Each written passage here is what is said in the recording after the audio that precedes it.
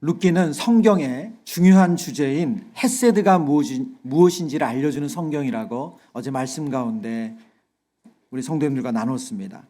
헤세드의 성경 사전적인 의미는 어진 마음으로 남을 사랑하는 마음을 뜻합니다. 어진 마음으로 남을 사랑하는 것, 그것을 헤세드라고 말합니다. 그래서 개역개정 성경에는 이 헤세드라는 히브리어를 인자, 인내, 자비, 은혜 등으로 번역을 합니다. 근데 이 단어는 하나님에 대해서도 사용할 뿐만이 아니라 사람에 대해서도 사용해요. 그러니까 하나님이 주어일 때만 헤세드를 쓰는 것이 아니라 사람이 주어일 때도 헤세드를 사용한다는 겁니다. 이 헤세드 용법을 정리한 신학자들 가운데는 헤세드를 이렇게 또 정의를 했어요. 약한 자가 공궁에 처해 있을 때 강한 자가 그럴 의무가 없음에도 불구하고 자발적으로 보이는 충성이다. 헤세드는 뭐냐?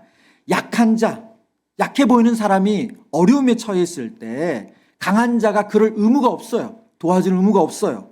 그런데도 불구하고 자발적으로 그 사람에게 보이는 충성이 헤세드라는 거예요. 그래서 상위자가 하위자에게 자발적인 사랑과 헌신을 하는 모습이 헤세드다라고 설명합니다. 헤세드와 가장 가까운 신약적인 사랑이 있다면 바로 아가페라고 할 수 있습니다. 룻기 1장 7절에서 22절에는 세 가지 사건이 기록되어 있거든요. 세 가지 에피소드가 나옵니다. 첫 번째는 나오미가 두 며느리에게 너희들은 나를 따라오지 말고 모압으로 돌아가라. 너희 어머니의 백성에게로 돌아가라 라고 설득하는 장면입니다. 두 번째는 나오미는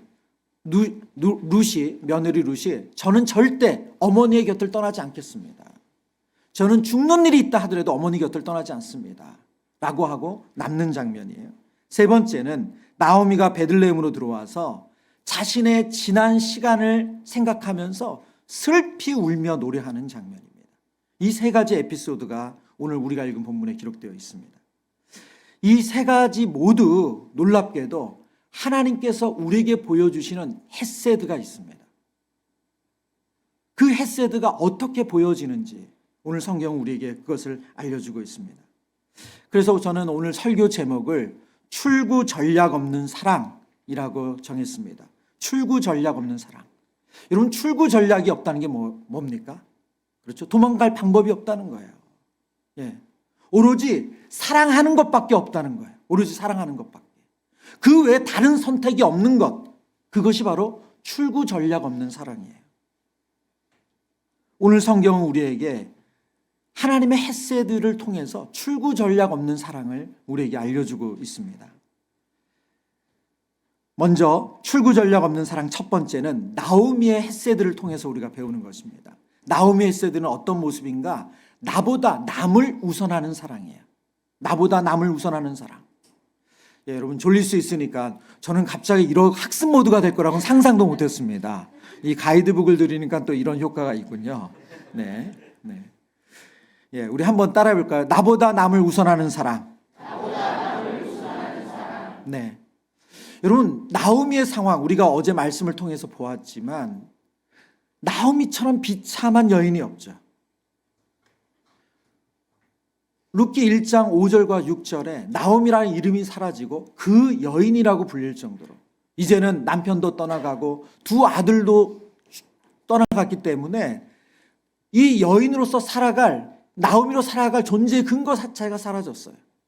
그래서 그 여인이라고 불리는 이 나오미, 본문에서 보면 가장 비참한 사람이죠. 그런데 이 비참한 나오미가 하나님께서 자기 백성을 돌보셨다는 소식을 듣고 모압에서 베들레헴으로 떠날 것을 결정을 합니다. 그런데 베들레헴으로 향하여 발걸음을 옮기다가 나오미에게 해결되지 않은 그 문제가 하나 있었어요. 우리로 말하면 뭔가 뜻을 정하고 결정했는데 계속 마음에 기도가 나오는 문제가 있는 거예요. 그게 뭐냐? 두 자부예요. 두 자부. 자신도 과부지만 이 젊은 두 과부인 이 두 자부는 어떻게 할 것인가?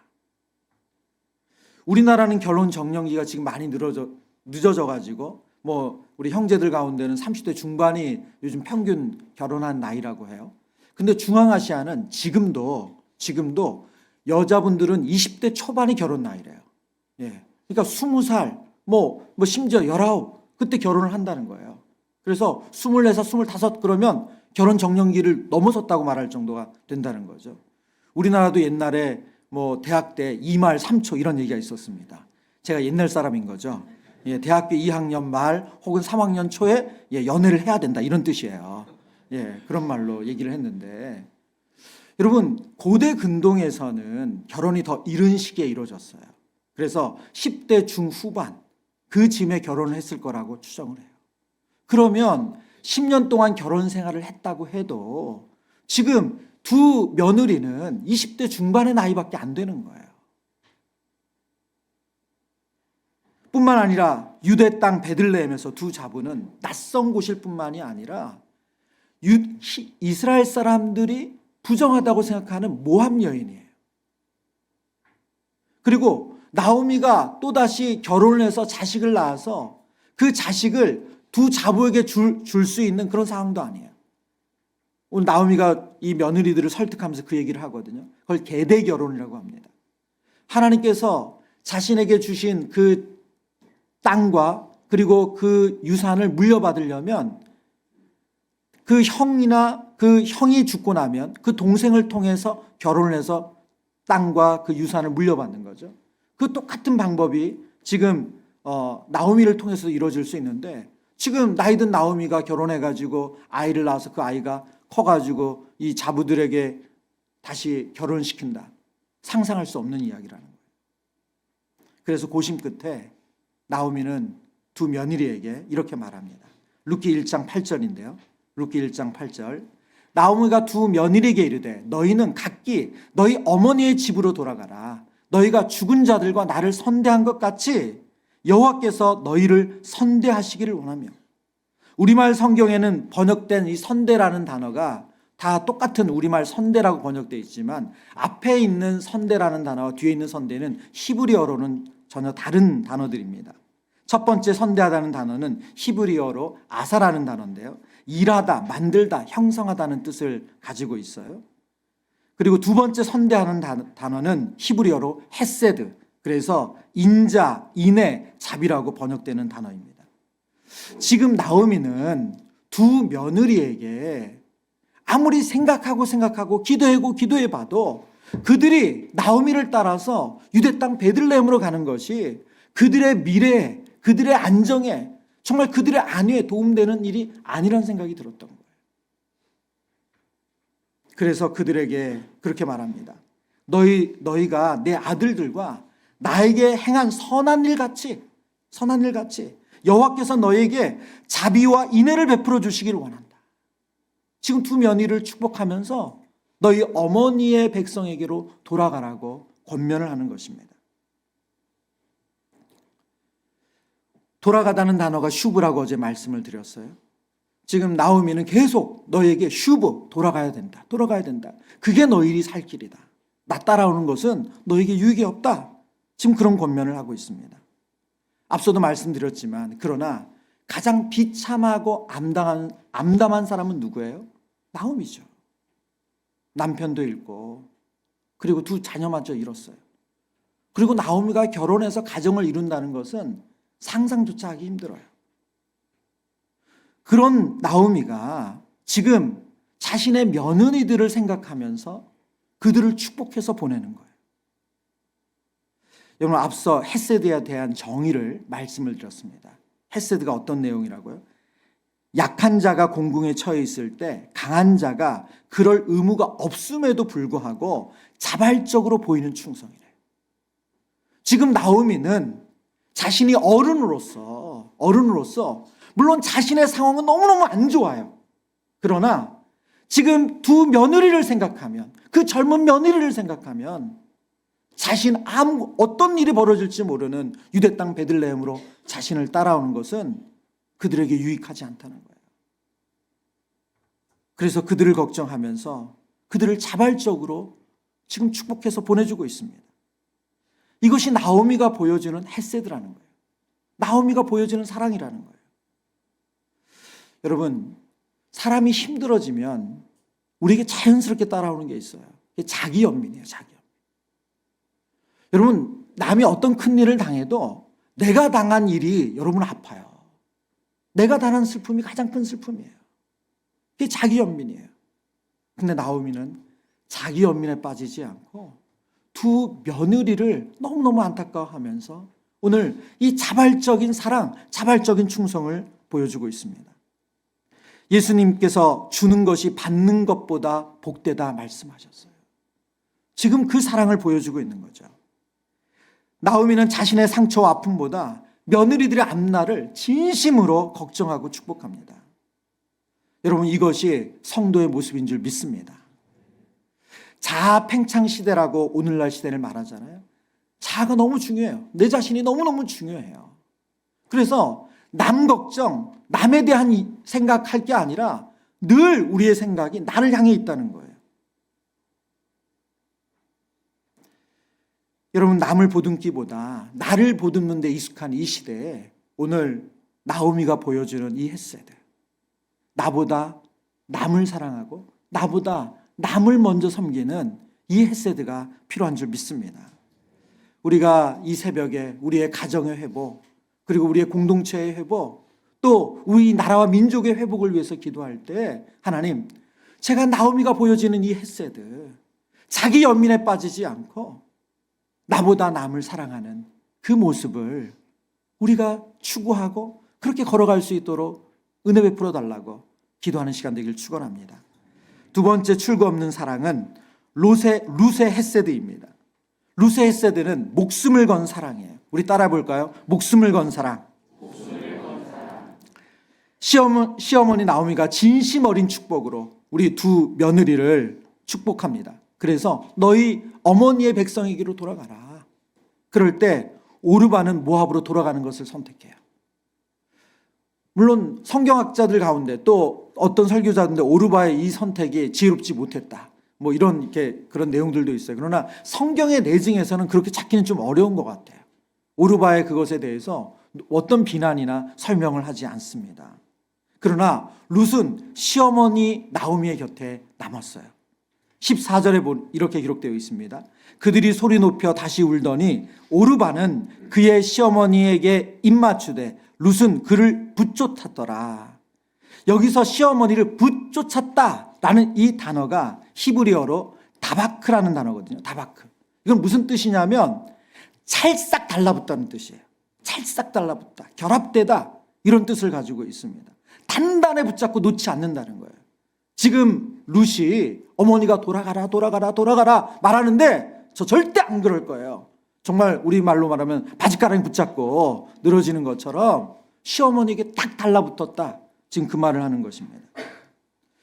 구약학자 김지찬 교수님께서 그의 책에서 룻기의 기자가 이 이내라는 단어를 사용하진 않지만, 오늘 본문 14절에서 이내라는 본문을 사용하지 않지만 지금 룻이 시어머니를 붙쫓는 행동, 이렇게 달라붙는 행동은 바로 인내의 행동이라고 설명을 해요. 한 믿음의 공동체에서 약한 자가 공궁에 처했을 때 강한 자가 자발적으로 보이는 충성과 사랑이 인내라고 설명드렸어요. 지금 시어머니는 어른으로서 며느리들을 약한 자로 보고 그렇게 섬겼지만 지금 룻의 입장에는 어머니가 더 비참한 여인이에요. 남편도 없고 두 아들도 잃어버리고 이제 아무런 소망이 없어요. 그런 며느리가 강한 자가 되어서 약한 자인 어머니에게 보여주는 이 자발적인 충성, 이 자발적인 사랑이 인내라는 거예요. 이것이 헤세드라는 거예요. 그런데 나오미는 룻의 이 결정이 너무 고맙기도 했지만 며느리를 생각하면 너무너무 안타까웠어요. 그래서 재차 너희 동서처럼 너희 어머니에게로 돌아가라. 그 너희가 섬기던 신에게로 돌아가라고 말합니다. 그러자 룻이 단호하게 말하죠. 룻기 1장 16절 17절입니다. 우리 같이 읽어보겠습니다.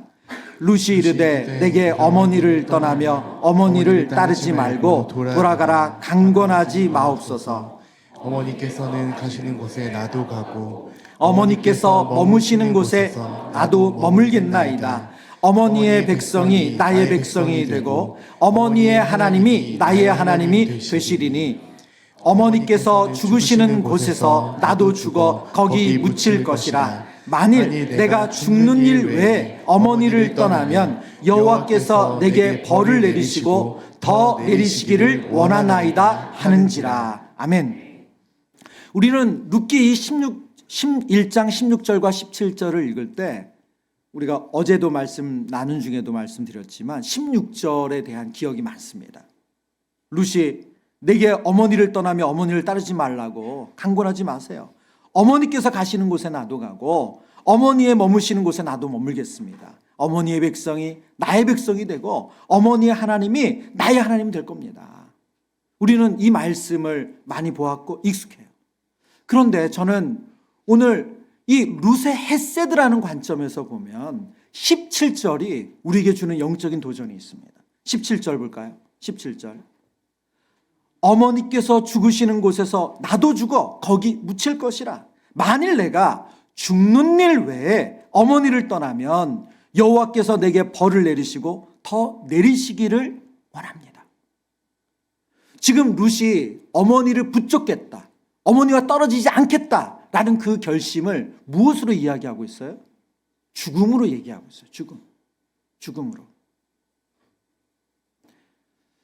룻이 말하는 이 17절 앞부분에 어머니께서 죽으시는 곳에서 나도 죽어 거기 묻힐 것이라. 이것은 당시 고대 근동의 장례 문화가 담겨 있는 내용이에요. 무슨 말이냐면 우리 가족이 묘실을 준비합니다. 대부분 고대 근동은 이 돌로 만든 무덤이거든요. 묘실을 준비해요. 그러면 그 묘실에 선대, 이러면 할아버지, 할머니 혹은 아버지, 어머니가 묻히죠. 그러면 그 시신을 준비되어 있는 그 시신을 보관하는 그 돌 위에 놓습니다. 그러면 시간이 지나면 시신이 어떻게 됩니까? 다 썩죠. 그럼 뭐가 남죠? 뼈만 남아요. 그러면 그 뼈를 싹 수거해가지고 다시 옆에다 옮겨 놓습니다. 그리고 그 후손이 또 죽음을 맞이하면 또 다시 그런 식으로 그 시신을 안치를 하는 거예요. 그러면 그 후손마저도 시간이 지나서 시신이 썩으면 그 유해만, 그 뼈만 추려서 또다시 옆에다 옮겨 놓는 거예요. 이런 식으로 가족의 묘실이 있어요. 근데 지금 룻이 하는 말이 그 말이에요. 어머니께서 죽으시는 곳에서 어머니께서 묘실에 들어가면 저도 그 묘실에 들어갈 겁니다. 어머니의 뼈와 저의 뼈가 만날 거예요. 저는 절대 어머님 떨어지는 일이 없습니다. 여러분, 이보다 강한 충성과 사랑의 표현이 있을까요? 이보다 강한 충성과 사랑의 표현이 있겠습니까? 폴 밀러라는 신학자가 이 룻의 헤세드와 나오미 헤세드에 대해서 그래서 이 두 가지를 비교하면서 이런 표현을 썼어요. 룻의 헤세드가 나오미의 헤세드를 앞질렀대요. 꼭 이렇게 시어머니와 며느리를 경쟁시켜야 되는지 모르겠어요. 예. 룻의 헤세드가 나오미의 헤세드를 앞질렀다. 룻의 사랑의 핵심은 죽음이었다. 이보다 큰 사랑의 맹세는 어디에도 없다. 여러분, 그러면 룻은 어떻게 이런 마음을 갖게 되었을까요?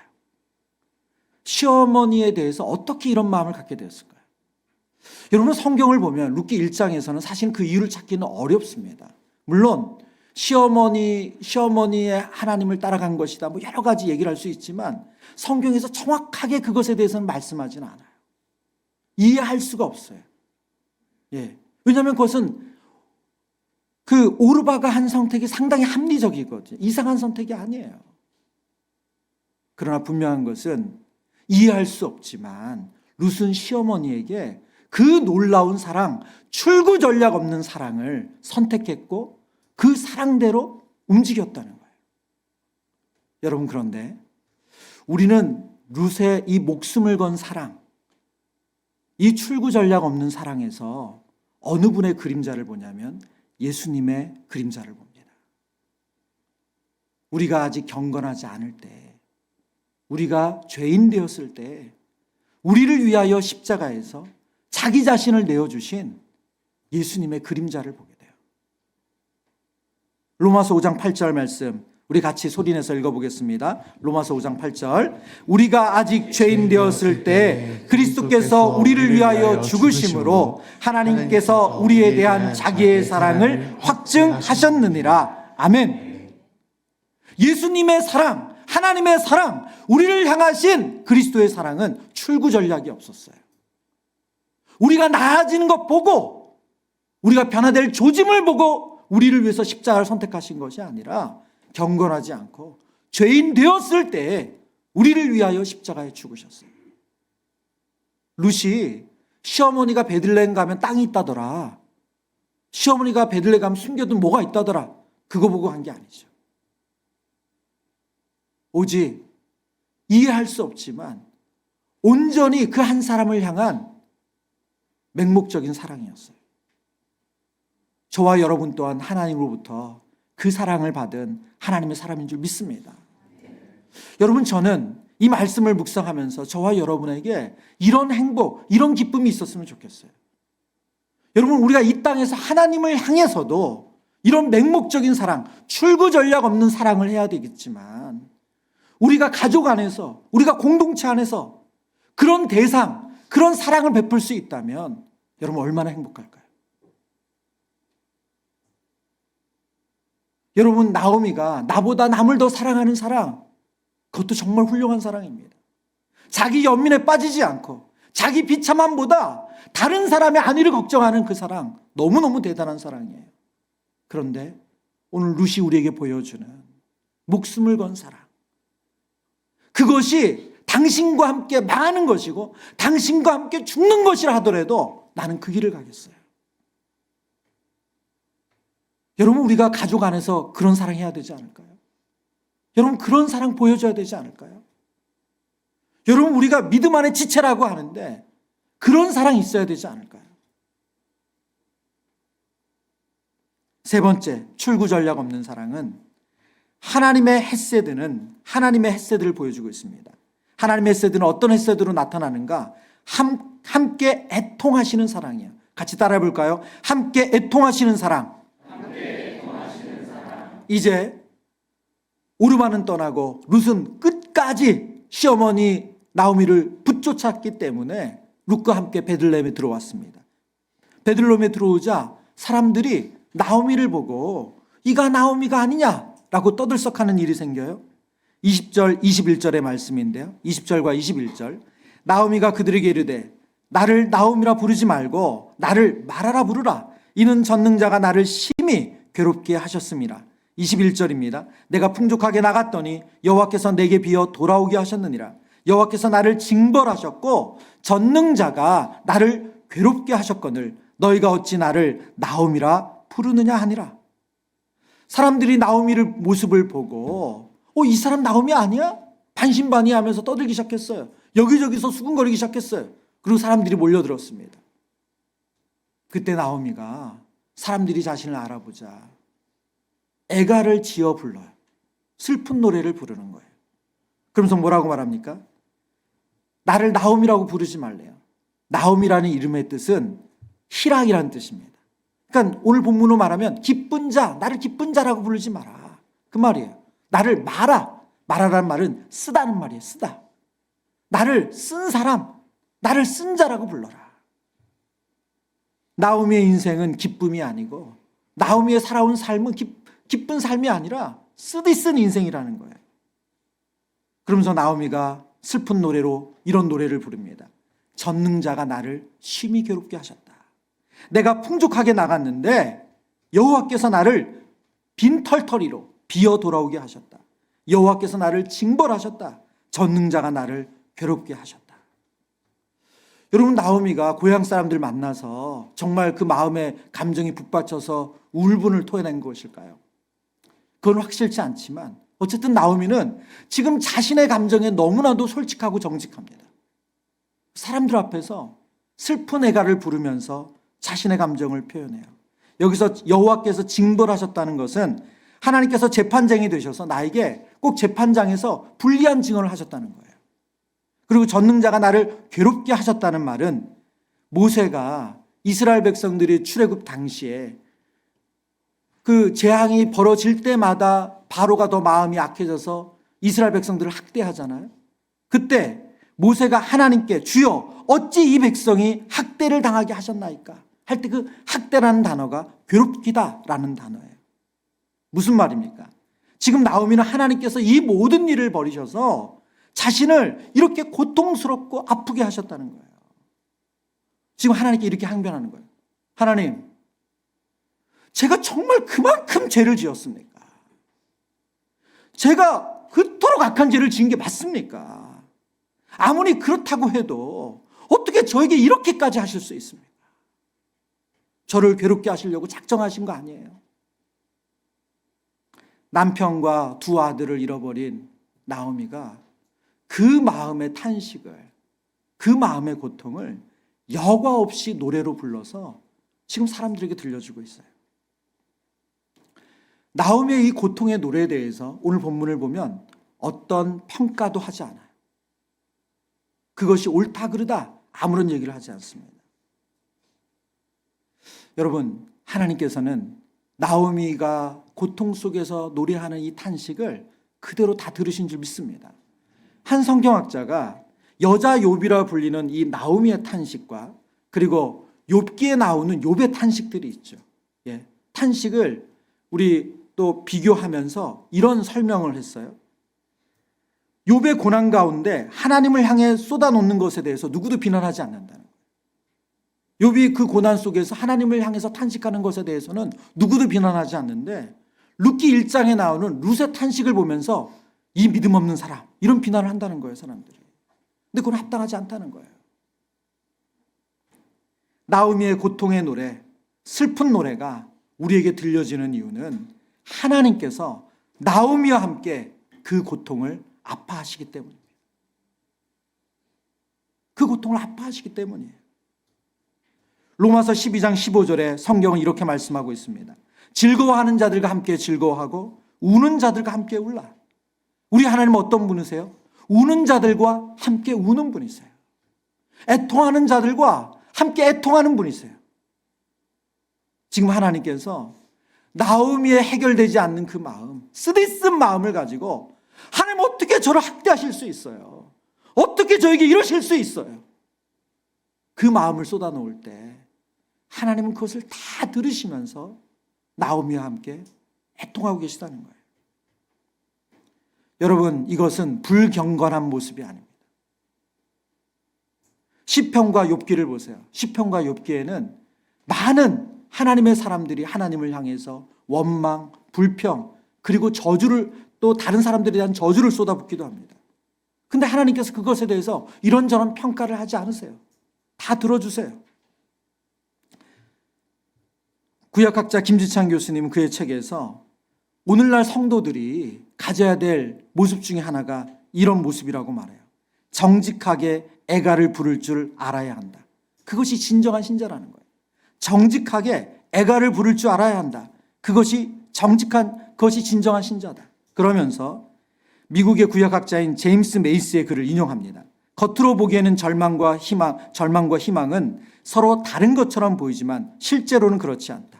하나님은 축복과 구원의 하나님이기에 고통과 환난은 하나님의 부재로 해석된다. 따라서 고통과 환난을 당할 때에 하나님의 부재로 인해 절망하며 하나님께 부르짖는 것이다. 그러나 동시에 하나님은 인애의 하나님이기에 고통과 환난 가운데서 하나님을 구원의 하나님으로 부를 수 있다.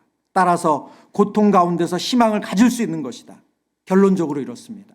결국 애가에는 삶의 어떤 상황에서도 하나님을 떼어놓을 수 없다는 깊은 신앙의 확신이 잘 나타난다. 뭐라고요? 하나님을 향한 탄식, 하나님을 향한 애가, 이 분노가 담겨있는 이 노래 속에는 하나님을 향한 깊은 신앙이 담겨져 있다는 거예요. 여러분, 우리 가정으로 얘기 들어볼까요? 여러분, 가족이 부부 관계 속에서 절대 싫은 소리, 나쁜 이야기를 안 하고 산다. 여러분, 그 부부가 건강한 부부 맞습니까? 절대 나쁜 이야기는 안 하는 거예요. 좋은 이야기만 하는 거예요. 여러분, 그 부부가 건강한 부부입니까? 부모 자녀 간에 절대로 마음 상하는 이야기는 안 해요. 그런 마음이 들어도 그 감정은 절대 표현하지 않아요. 엄마에게 또 자식에게 서운함이나 그리고 어떤 감정, 그런 감정들은 절대 표현하지 않고 좋은 이야기만 해요. 여러분, 그런 부모 자녀 관계가 건강한 관계인가요? 어떤 관계 속에서 우리가 화를 낼 수 있고 서운하다고 말할 수 있고 소리 지를 수 있어요? 예, 여기서 만만해 보여서 이러시면 안 됩니다. 여러분 지금 졸린 것 같아서. 예, 여러분 신뢰하기 때문이에요. 믿기 때문이에요. 내가 온갖 짓을 다 해도 우리 부모님은 받아주셔. 여러분 그래서 사춘기 애들이 그러는 거예요. 여러분을 정말 믿고 있는 겁니다. 예, 예. 결국 애가에는 삶의 어떤 상황에서도 하나님을 떼어놓을 수 없다는 깊은 신앙의 확신이 잘 나타난다. 여러분, 우리의 마음에 해결되지 않은 감정, 그런 마음, 이해되지 않는 일들이 있어요. 그것을 우리가 하나님 앞에서 안 그런 척, 괜찮은 척, 아닌 척, 여러분 그것은 우리의 신앙에 도움이 되지 않아요. 그건 골물뿐이에요. 골물뿐이에요. 더 큰 문제를 만들 뿐이에요. 하나님에 대한 신뢰가 아니라 오해와 불신을 낳게 할 뿐이에요. 부부 간에도 부모 자녀 간에도 우리가 참다가 결국 그게 더 큰 오해가 되는 거 얼마나 많이 경험합니까? 여러분 하나님 앞에 울어야 돼요. 하나님 앞에 소리 질러야 돼요. 하나님 앞에 탄식해야 돼요. 하나님 그때 왜 그러셨어요? 그런 이야기를 할 수 있어야 돼요. 전능자가 나를 괴롭힌다. 여러분 그 마음을 하나님께 쏟아낼 수 있어야 돼요. 그것이 하나님을 신뢰하는 거고 그것이 하나님을 믿는 거예요.